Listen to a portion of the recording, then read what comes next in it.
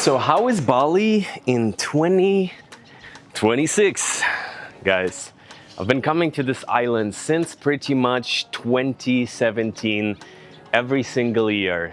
It keeps changing like crazy. Construction everywhere. Some neighborhoods, you barely can recognize them. And for the first time ever, in close to 10 years of living around the world, I got my things stolen. Pretty much $1,000 worth of damage on a nice morning. I'll tell you that story as well. That has been 2 months in Bali so far.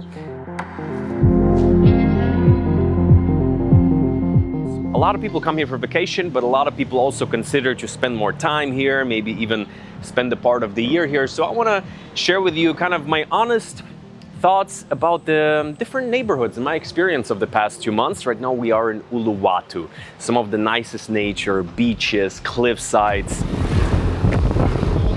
Good, how are you? Let's sit outside. It's a Monday, so it's a little bit quieter than it usually is around this neighborhood. And you see, the thing about Uluwatu is, when I remember in 2018, it was kind of like one of those places. It has a couple of resorts. Actually, last time I was here, I stayed at one, Melasti Beach. Absolutely amazing. The nature in Uluwatu is just unbeatable in terms of Bali. But Uluwatu always was kind of like a quiet little village. A couple of shops, a couple of nice cafes. Every year something was opening up. And for the first time, I feel like since I haven't been here for 2 years, almost 1.5, it really feels like it's slowly coming together. Like you have a lot of shops, you basically almost can walk. Like being able to walk in Bali is absolutely a thing that is, let's say like that, it's challenging. Most places don't have boardwalks. In Uluwatu a bit more than in other areas.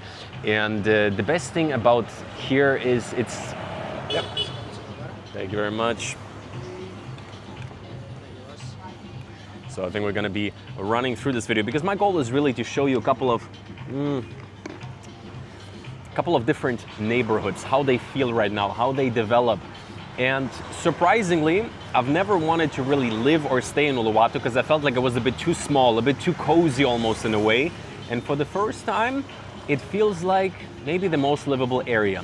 It's not as touristy. There's a big expat community here, and overall the average age and perhaps also the income level is a little bit higher than in an area like Canggu that has a lot of much more young people. So here it's kind of like mid-20s, late 20s, 30s, and it's obviously big for surfing. So let's say it like that. For me personally, Uluwatu became one of those places where I would even like think to myself like, hey, could I live longer here? This is for the first time that I'm walking down this street. And honestly, yeah, the traffic everywhere. Even right now is like really quiet, I would say, on a Monday. So for me, I do have to say, from the energy, from the crowd, this is probably my favorite area at the moment. The roads feel comfy if you're on a scooter. Nice and breezy, but walking, I'm not gonna be sugarcoating it for you. The reality is that I'm gonna be hit by scooters. Look, I told you in the beginning, something got stolen while I was in Bali. And actually I wanted to do a little shot with I wanted to tell you the fact Uluwatu is growing like crazy. Probably the most growing neighborhood, at least it feels like it after I've been for 2 months here. And with that, every third, fourth shop is a construction basically. Lots of big condo developments, villas, but also small business, cafes, restaurants. And with that, what you do get is kind of like these random, something gets torn down, something new built next to it. But honestly, when you're kind of like on the ground, if you don't pay attention to it, you don't really feel it if you don't zoom in on it.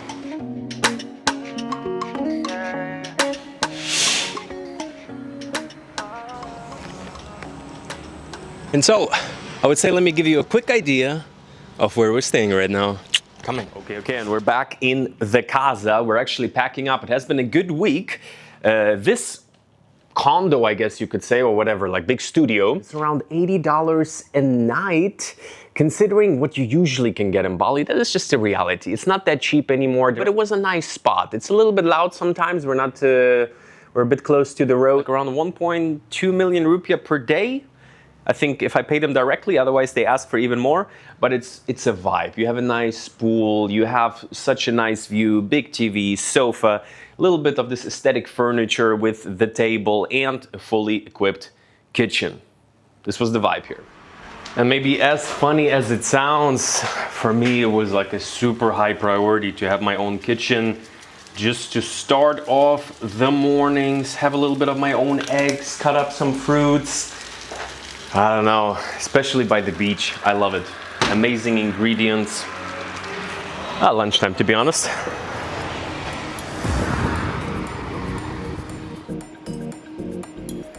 So we're kicking off the morning at one of my favorite spots of all time.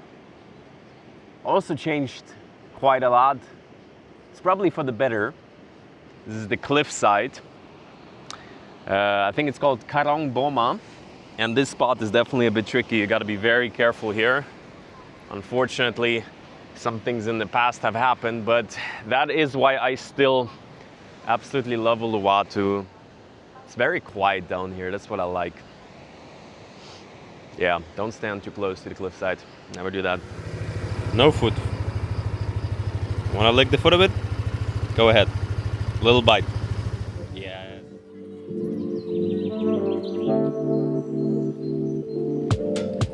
Well, I have finally made it to what you could say is the best rice field in Bali. Seriously, this place here, I was seeing it on the internet for many years. I'll tell you what it is in a second, but you're probably seeing this. Yes, this is a carry-on. And let me tell you a bit about that. This is the Level 8 Adventurer 2 days video sponsor. Check it out, guys. This suitcase is really a bit of a different game. So first of all, you have top access, which at first I was like, that's kind of different. Do I need that?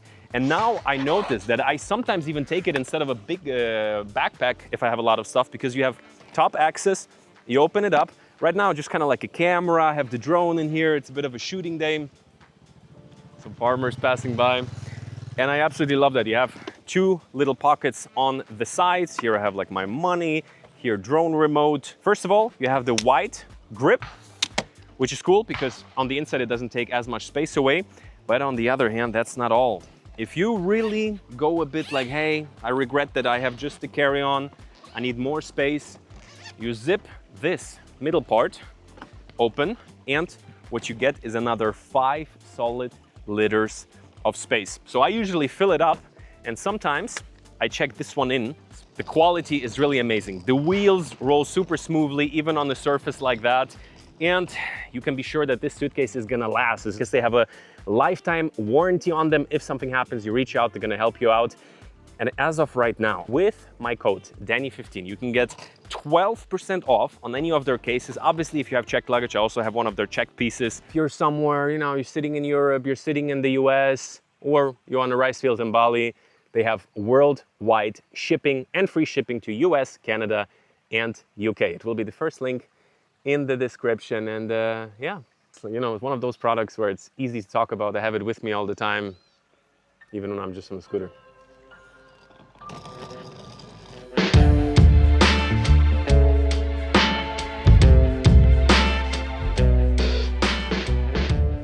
You know, it's the aesthetic of nature. It's so amazing. This is what I feel like. I only knew this Tagelegang rice fields, the famous ones in Ubud. Also, of course, many random ones, like smaller ones. But this one is just another level. It doesn't have this crazy aesthetic of like different levels. Level 8, whatever. You get the idea. This has been Ubud. You have coconut? Coconut. Coconut? Okay. How much for the cats? That's okay, I'll pay. I take both cats. Yes. Kamalan joget. A little bit. You can show me what you can do. Look at that. The man is going all out.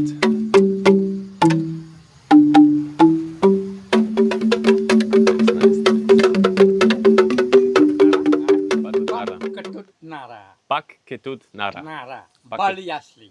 Pak Ketut Nara. Dari Dari Dari, Bali. dari Bali. Asli. Paketut Asli nara Ba- dali Bali. Asli. Asli. Danny, Danny, Dani. yes. Good. Dani. Yes. Or Daniil Vladislavovich Lebedev. It's the long one. Oh yeah. you. Wow, you have a whole collection.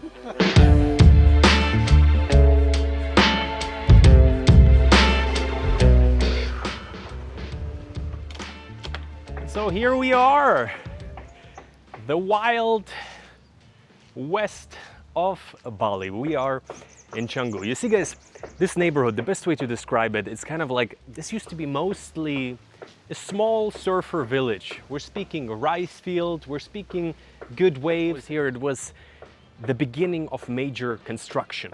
And every year when I was coming back, Canggu was getting bigger and bigger. There's this crazy road I'm gonna take you to that back in the day scooters used to fall left and right all the time.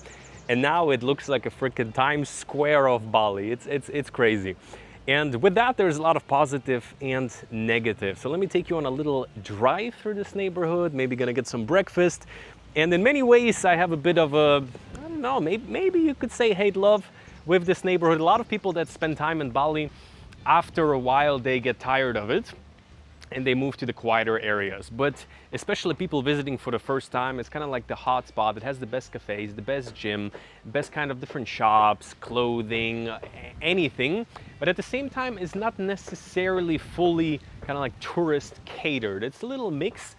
Things that I also notice happening here is that more and more kind of like party life is coming here. It used to be a little bit more in the old school district, like Kuta or Seminyak, when all like big beach kind of resorts and beach clubs. And a lot of that is migrating to Canggu, or actually fully is here now. And with that, you do have to say, we're going to talk about it. There's big negatives with it, but also I have to say, when I was here, I was positively surprised that some of the things that were really pissing me off are getting much better. And it's kind of like, if a neighborhood changes, maybe you change it all the way. Let's talk about it, the pros and cons of Canggu.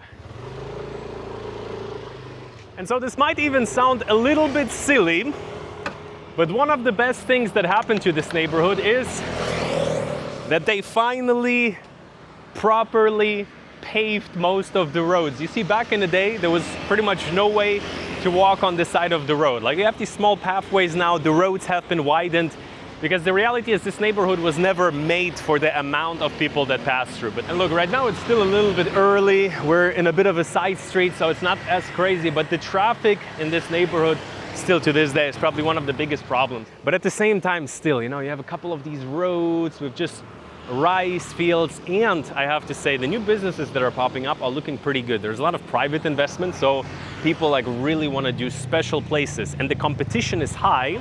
Here we are on one of the, probably the main road of Canggu, and this is where the crazy traffic begins also. So you see here, obviously not that much has been changing, still the old roads, but it's quite cozy. You can walk on it. And overall, this is half an hour walk to the beach, let's say like that. 3-minute drive.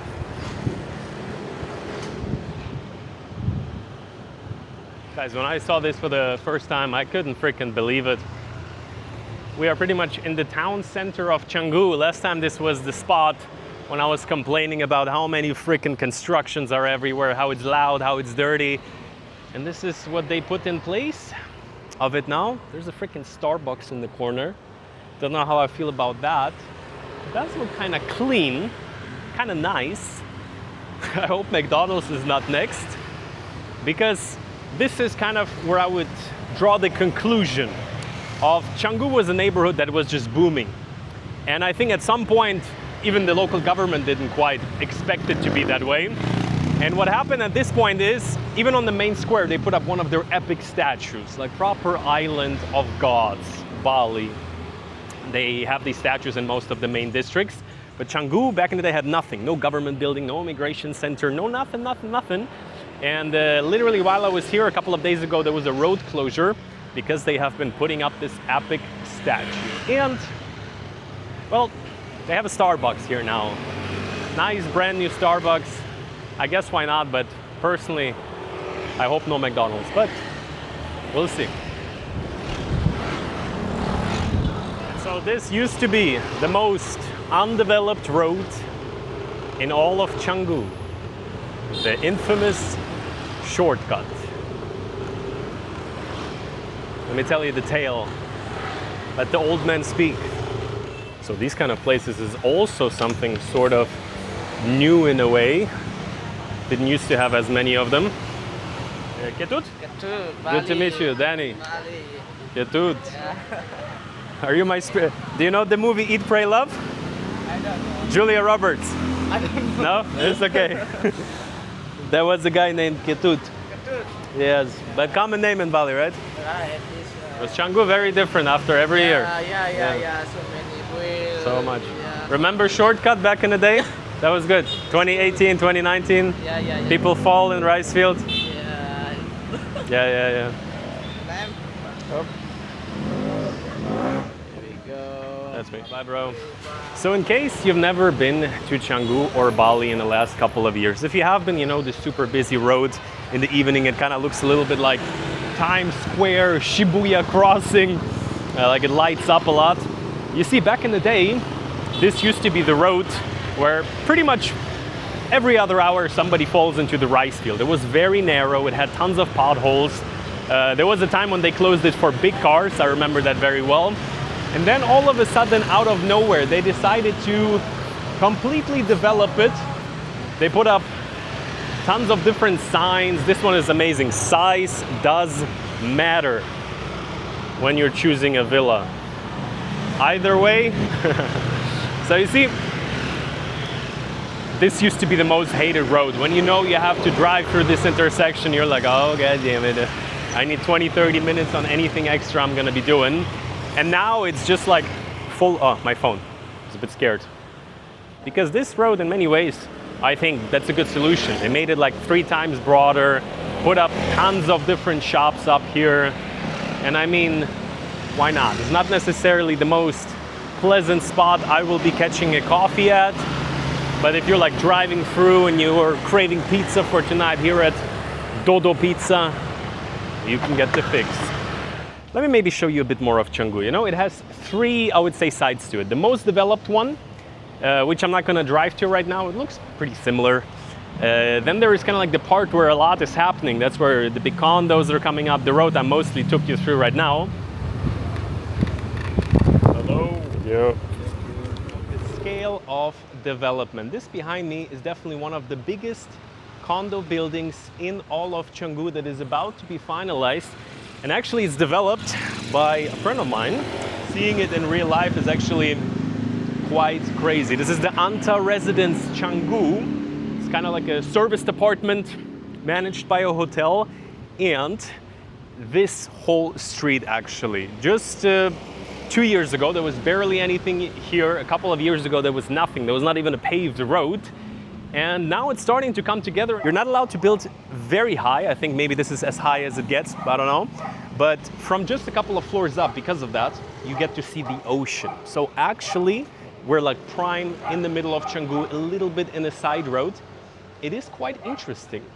You want to check it out? And really I want to give a quick shout out to Anta Group. So like I said, I know the developer personally, and after talking through a couple of the projects that they're doing, I genuinely think these buildings look really solid. So one of their projects is the Anta Hotel Canggu, and it's not just an investment on paper. It's something you can use for yourself when you're in Bali, but if you're not there, it runs in the background and it makes you money. The best part is it's fully managed, so you're not dealing with the day-to-day operation.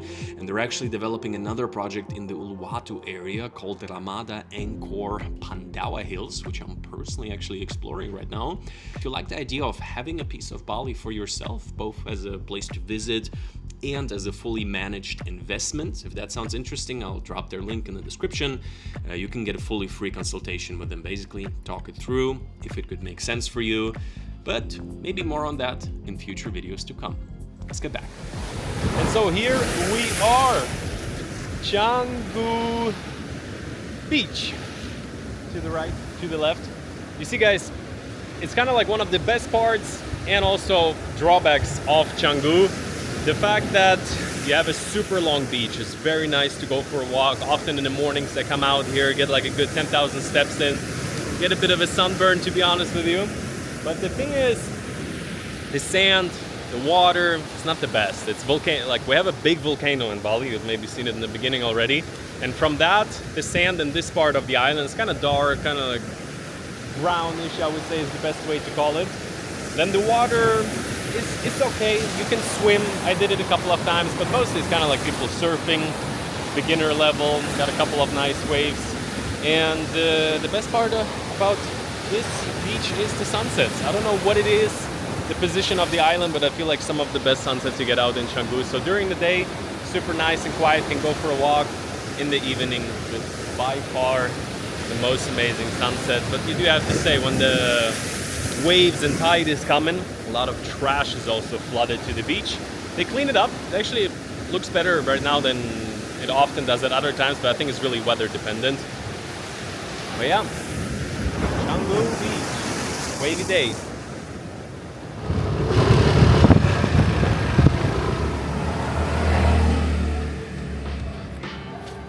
No food. Just have a little coconut on the side of the road.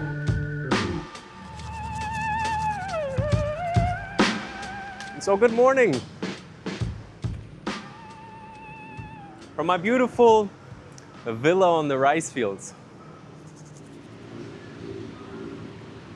Oh, guys, let's talk about another thing not many people want to talk about, and that is the fact that with so much development, but also just from the fact that a lot of these areas, they just used to be small rice field farmers villages. There's a bit of a trash problem going on. It's like right now we're next to one of the fancy gyms, we're next to the main road, maybe you can hear it, and all of a sudden every once in a while there is just like some abandoned or sometimes half abandoned little, I don't know what this was, some shops, some little houses. To be honest though, I feel like it has improved, first of all.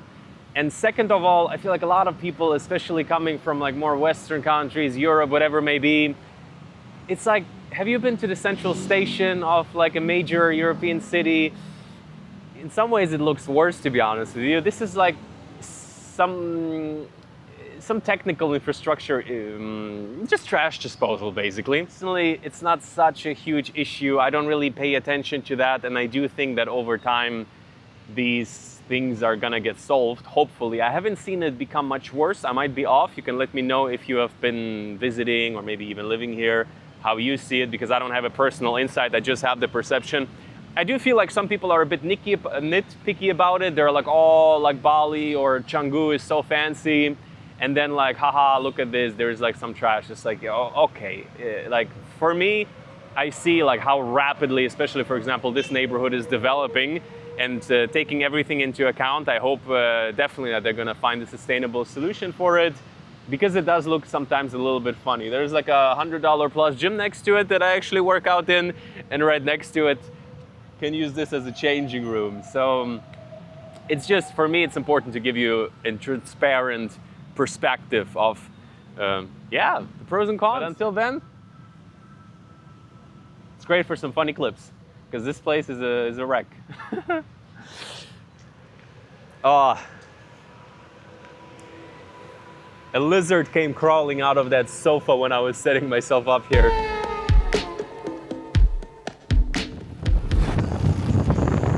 And so we are at one of my go-to, if not the favorite location to go for a run in the morning. We are at the rice field in Canggu, and you know that place, Old Man Comes Out. Back in my day in 2017, it was completely undeveloped. There was almost nothing here other than this little path that they have even widened. And that is also where the thing happened this year. So the thing that happened was, I parked my scooter, just like I did right now, over there. And I go for a run, for a walk. I come back to it, I see it even most of the time. I open my trunk and I realized my stuff has been stolen.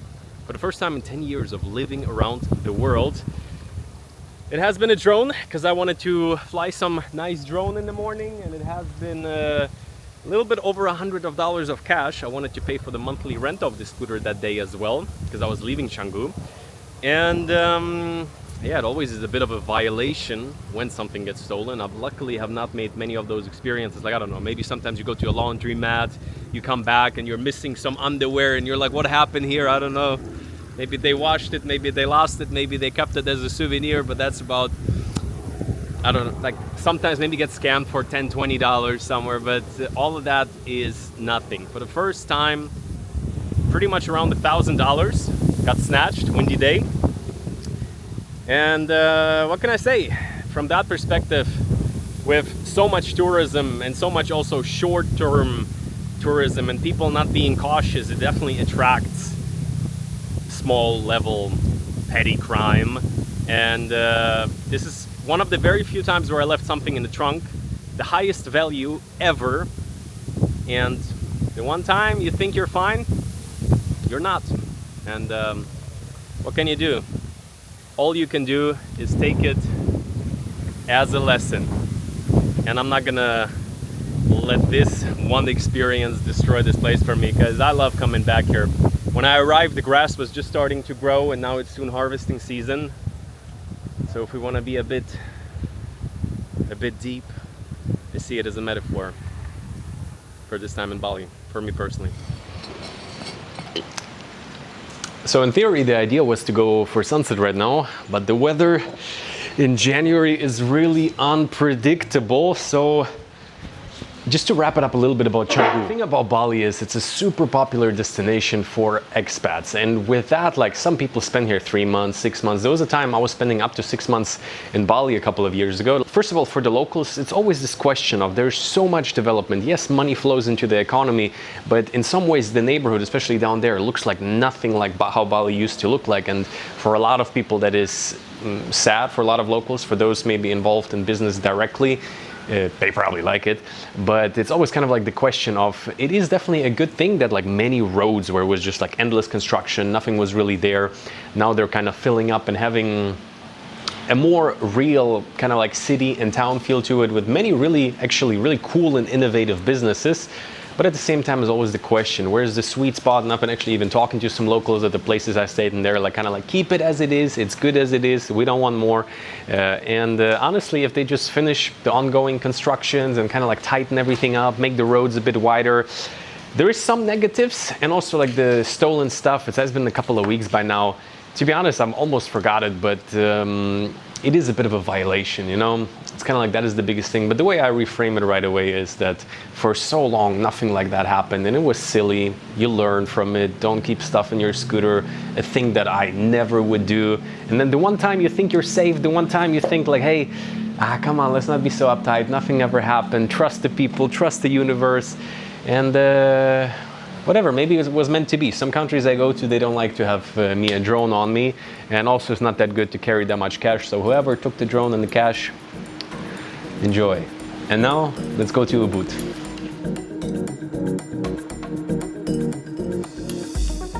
Well, let's talk about Ubud. The 3 main neighborhoods of Ubud, Canggu, and Uluwatu. Those are usually kind of like the areas that people like to stay at. And for the last 2 weeks, I have been in Ubud, an area that I usually don't spend much time, but you have the best rice fields. You have potentially the most peaceful areas out here, but also in some ways it's the most commercial, kind of like touristy area. Let's get into the center. Let's talk about it a bit. Let me show you around here. Uh-oh. So you see, over the years, I've always thought it's kind of like the most boring part of Bali. As of right now, on a Sunday morning, it's a little bit quieter. The thing is, Bali, especially during the holidays, is one of the most insane places. The traffic is crazy. Like literally, a drive that would take you 10 minutes right now takes 1 hour. I'm recording as of early January, and it's starting to slowly quiet down. Ubud is one of those areas that has been developed for many decades, I would say, at this point, and not that much changes. It's a quieter area for people that are anything like into spirituality, or, you know, just wearing white pants. And I'm not throwing shade on it, just in the sense of it's a generally more peaceful area. And you have one city center with amazing restaurant like this. This is the Donna right now. Just got a quick coffee. It's still early, and the city center has all the development you kind of might want to need, a little bit of clothing, you have a bookshop, you have a big grocery store, but at the same time, if you drive out, huge rice fields, nature, lots of monkeys. I'm actually right next to the monkey forest right now, and that is why I used Ubud as a base to explore a bit more of Bali in the last 2 months that I've already been here. I'm leaving soon, so I thought, hey, let me recap it for you.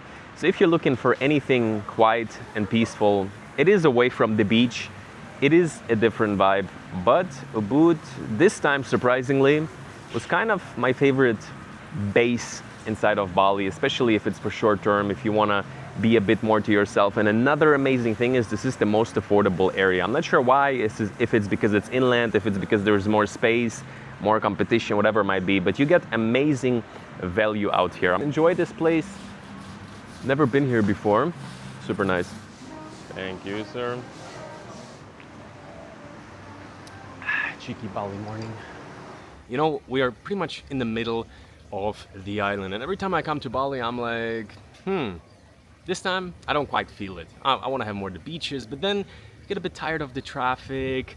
And Ubud is really famous just for the fact that it is a large area, and here is really a place where you can find a bit of peace if you want to shut down, disconnect a little bit from the bus. And like I said, the value, booked a little.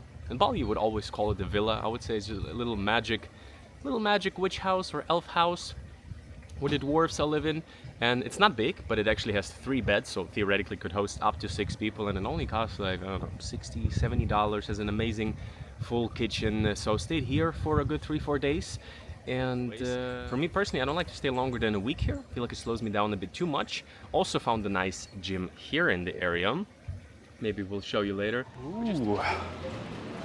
Right, guys, let's talk a little bit about gyms in Bali. You see, the thing is, quite surprisingly, I cannot name you any place in the world that has more amazing gyms. Canggu is really the heaven of perfect gyms, but they're all in the range of like minimum $100 to like $200, $250.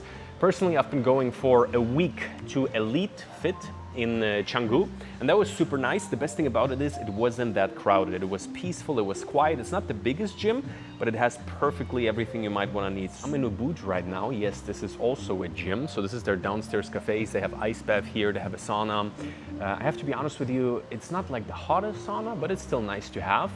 Upstairs, perfect. The best thing about this gym is it's fully equipped, it's air conditioned, and it's pretty empty most of the day. Here in Ubud is not the biggest fitness hype, it's a very different energy. So this is raw gym, and they have this one in all the areas of like in Uluwatu, Canggu, and Ubud. And I signed up here thinking the other locations that I also can go to are also gonna be as good as this one. They're not. Raw gym in Canggu, not that good, honestly. Rusty, old, not very well maintained.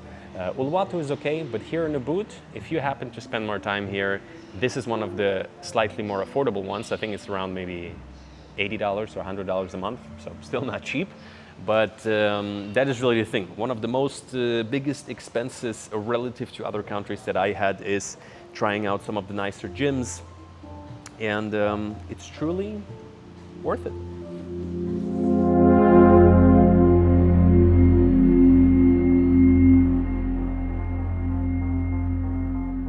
And so this right here is the perfect example of why I keep coming back to Bali. There is some places that just make you feel different. I'm just randomly driving on the road inland towards the volcano, and then all of a sudden it just pops up. There's this man doing his rice business, and I'm just walking around here. It's one of those few times in life where on the one side, you're fully present, but on the other side, you feel like you're connected to something. Thoughts are running. And by the way, right now is the 1st of January. Decided to start the year that way. We are approaching the mounds. Well, this is where we start the morning. Just randomly saw a picture a couple of days ago. I didn't even know where it is until this morning. Figured it out at like 4 a.m., drove out, and here we are overlooking Mount Agun. If I forget to dot the location, leave in the comments down below. Nice cafe, but even cooler is you can walk down to the rice field over there. I got all scratched up, but this is what Bali is all about. It's kind of like these, you know, random, nice lookout spot cafes in the middle of nowhere. There's nothing else going here, and the ride to get here is even better than the destination. Destination is locals enjoying, a bit buzzy, people take photos, but driving here, that is where you see the real Bali.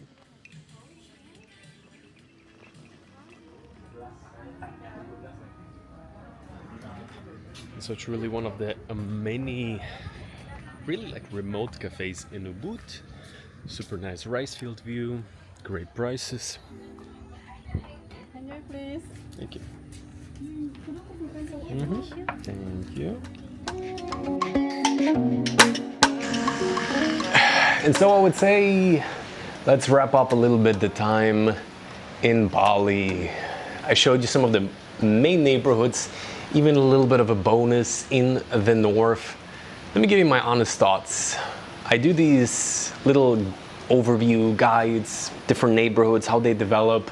I hope you enjoyed it. If you're new here by any chance, here on the channel, I document my life around the idea of building a life of freedom around the world. And whenever I'm in a place like Bali, I really like to look at it from a perspective of what are the pros and cons. This was a bit more of a update video. How does it look on the ground currently? And I think I'll shoot. Let me know. What would you like to see? Would you be interested to see a video about moving to Bali, both from the practical side of how to do it, what are the opportunities, legally speaking, but also just in terms of the theory, what kind of value can you get here, both for your money, but also socially speaking. Maybe we can even talk about things like dating, because a lot of people in Bali like to complain like, it's so hard. And I can see that. It's like Bali is really like social everything on steroids. And that makes it kind of an interesting place to be. And I think for almost anybody, you can find a side of this island. So join me on Instagram if you want to see where I am right now. We're gonna see each other very soon. As the sun is setting.